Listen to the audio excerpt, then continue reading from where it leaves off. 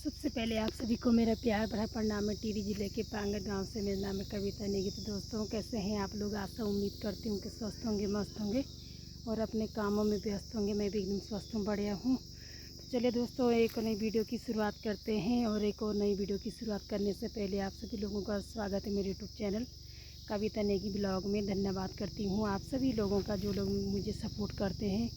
तो दोस्तों, आज की वीडियो की शुरुआत हो रही है ठीक 11 बजे से और मौसम दिखाते हैं आपको आज का। तो कुछ इस तरह से है आज का मौसम। ये देखिए, चारों तरफ एकदम क्लियर है, आसमान एकदम नीला नीला आसमान दिखाई दे रहा है, कहीं भी बादल नहीं है। खूब चटक वाली धूप लगी हुई है। देखिए भाई, सूर्यदेव भगवान और एकदम साफ़ है भाई आसमान। इतनी तेज़ धूप लग रही है कि क्या ही बताई। वैसे अब धूप सेकने का तो मौसम लगभग आ ही रहा है, पर दिन के टाइम का की जो धूप है ना, वो बड़ी तेज़ होती है। खेतों में तो फिर भी पेड़ों के नीचे बैठ जाए छाया में, पर जैसे घर में है या तो कमरे के अंदर रहना है या तो मतलब बाहर, तो मतलब ही नहीं कि इस तेज़ धूप में बाहर रहना बहुत मुश्किल हो रहा है भाई आजकल। दोस्तों, मैं आ रखी हूँ खेत में। देखिए, रोड से 2-3 खेत ऊपर, यानी कि यहाँ का नाम है पैयामा, यानी कि यहाँ पे बहुत बड़ा एक पैया का पेड़ था हमारा पहले ही। देखिए भाई, उसकी जड़ अभी तक भी है वहाँ पे। जड़ यानी कि जिसको बोलते हैं कि सूखा मुंडका, दिख भी रहा है कि नहीं दिख रहा? ये देखिए, ये शायद यहाँ पे ये है। बहुत बड़ा पैया का पेड़ था यहाँ पे, कम से कम ऊपर वाले खेत में पैया का पेड़ था और यहाँ तक पूरा उसने कवर कर रखा था आधा खेत। तो यहाँ का नाम ही ये है कि पैया में बोलते हैं हम इसको, कि पैया का पेड़ था। तो पैया के पेड़ से हम इस खेत को जानते हैं। तो यहाँ बोया था मैंने, सबसे पहले तो मैंने बोया था यहाँ झंगोरा। तो झंगोरा छांटा था, तो उसके बीच बीच में गुड़ाई के टाइम मैंने ये नौरंगी दाल बोई थी। कहीं इसको तितरे दाल बोलते हैं, कहीं इसको बोलते हैं सफ़ेद दाल और नौरंगी दाल, यही रयांस बोलते हैं कहीं कहीं इसको। तो ये बोई थी मैंने। तो झंगोरा तो सुअर भाई साहब ने एकदम कर दिया था साफ़। बिल्कुल एक भी मैं इससे एक भी बाली में झंगोरा की नहीं ले गई और न मैं यहाँ से घास के लिए ले गई, क्योंकि सुअर ने बिल्कुल कर दिया था इसको बराबर। और इस साइड थी तोर भी देखिए, कुछ ही पौधे तोर के हैं, बाकी तो कुछ सूख ही रखे हैं तोर के पौधे भी। और इस बार जो ये सफ़ेद दाल थी, नौरंगी दाल थी, और अब इस बार उसको पता लगा कि इसमें फलियाँ आ गई होंगी, तो उसको भी इसने बराबर कर दिया है। ये देखिए भाई, ये देखिए यहाँ शायद ही आज रात या कल रात यहाँ आया है सुअर। ये देखिए, बिल्कुल कर रखा है इसने बराबर। क्या करें हम किसानों का, तो भाई बहुत बेकार है खेती करना, क्योंकि खेतों में अब कुछ भी नहीं हो रहा है। सबसे पहले तो मौसम की मार है, जब बारिश चाहिए होती है तब तो टाइम पे होती नहीं है, और जब नहीं चाहिए होती है तब होती है। और साथ में है ऊपर से जंगली जानवर। तो ये देखिए, आज कल का उसने ये हाल बना रखा है। ये देखिए वहाँ आगे देखिए भाई, ये देखिए बिल्कुल ऐसा कर रखा है। जहाँ जहाँ पे दाल के वो थी, तो वहाँ पे बिल्कुल उसने अपने लिए बिस्तर बनाया होगा, बिल्कुल तोड़ मरोड़ के ऐसा बना रखा है कि बुरे हाल खेतों के। क्या करें दोस्तों, बड़ा दिमाग ख़राब होता है भाई। जब खेतों में आए, पूरी मेहनत करते हैं, हल की दिहाड़ी, बैल की दिहाड़ी, फिर निराई गुड़ाई सब कुछ करके, और लास्ट में ये सीन देखने को मिले तो बड़ा ख़राब लगता है भाई कि हमारी मेहनत जीरो के बराबर है। मतलब सिर्फ मेहनत करनी है, अपना शरीर तोड़ना है, बाकी हासिल पाई जीरो, यही वाली बात है। ये देखिए भाई, दिमाग ख़राब होता है भाई। क्या करें क्या ना करें। अपने खेत हैं, तो जब हम गांव में रहते हैं, घर में रहते हैं, तो खेत बंजर भी नहीं छोड़ सकते हैं। मतलब मिट्टी से इतना लगाव हो चुका है अपनी मिट्टी से कि ना तो बंजर ही छोड़ सकते हैं, और बोएं या उपजाऊ इन खेतों को बनाएं, तो जंगली जानवरों के ये हाल है। तो करें क्या।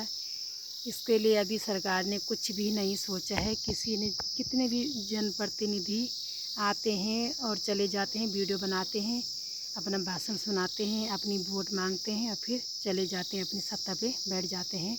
लेकिन ये जो गांव जो जीवित रखा है ना, वो किन लोगों की वजह से गांव जीवित है? जो लोग बेरोज़गार है, जो लोग घर में है, जो लोग गांव में हैं, उनकी वजह से गांव जिंदे हैं।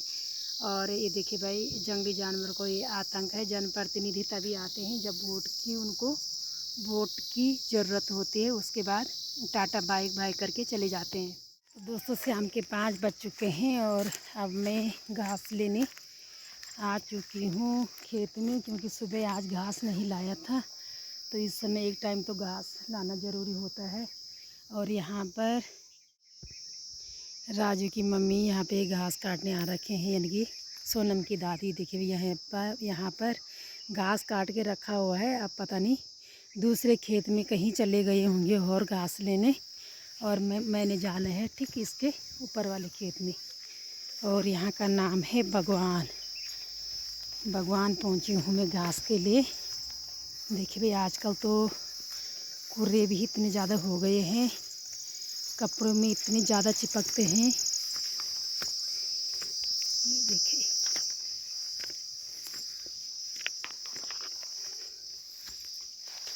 दोस्तों, जो ये वाला जो घास है ना, ये मैंने एक बार मतलब अगस्त सितंबर के महीने में काटा था, और ये दूसरी बार का हो गया है। इसके जब बीज झड़ते हैं ना, ये वाली घास तो सबसे बेकार घास मानी जाती है, पिरवा। कुछ भैंस तो इसको खाती भी नहीं है, क्योंकि इसमें हल्की सी गंध टाइप की आती है। ये वाली जो घास है अभी बिल्कुल ये कोमल है, तो अभी ही खिलाने के काम मतलब अभी सही है ये। तो निकालती हूँ फटाफट से पहले घास, और उसके बाद मिलते हैं दोस्तों आपसे।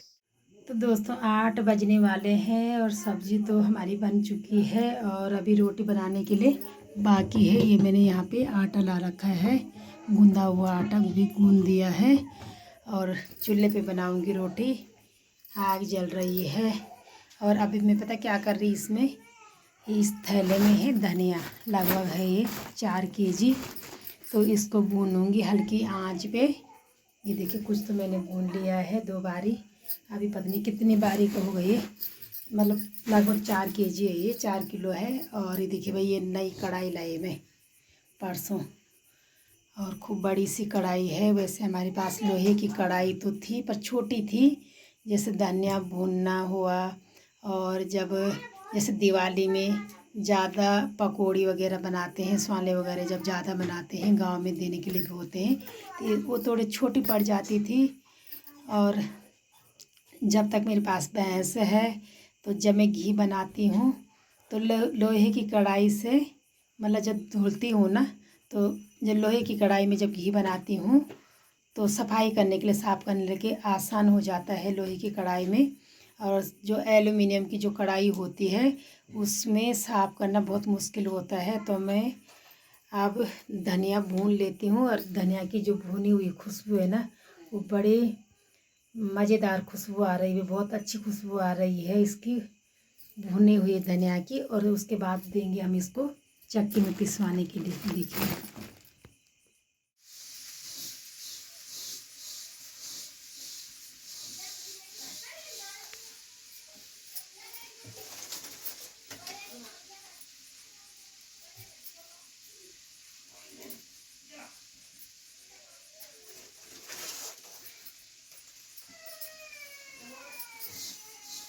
और कोई काम हनी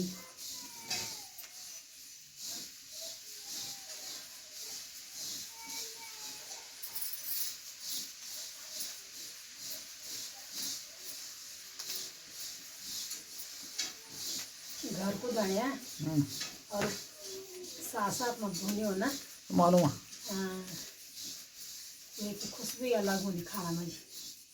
मालूम है भाई।